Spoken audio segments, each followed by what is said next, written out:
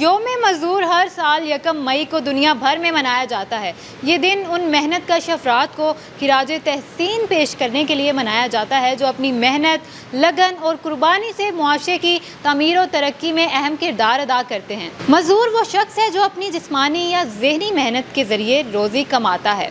وہ کسی فیکٹری، کھیت، تعمیراتی جگہ، دفتر یا کسی بھی شعبے میں کام کر کے اپنی اور اپنے خاندان کی ضروریات پوری کرتا ہے۔ یہ دن ہمیں یاد دلاتا ہے کہ مزدور کسی بھی قوم کی ریڑھ کی ہڈی ہوتے ہیں۔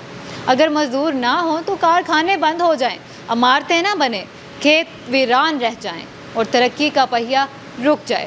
یوم مزدور ہمیں یہ پیغام دیتا ہے کہ ہمیں مزدوروں کے حقوق کا احترام کرنا چاہیے، انہیں مناسب اجرت، بہتر سہولیات اور عزت دینی چاہیے۔ آخر میں ہمیں یہ عہد کرنا چاہیے کہ ہم ہر مزدور کی عزت کریں گے اور ان کے حقوق کے تحفظ کے لیے آواز بلند کریں گے، کیونکہ ایک خوشحال معاشرہ وہی ہوتا ہے جہاں محنت کش طبقے کو عزت اور انصاف حاصل ہو۔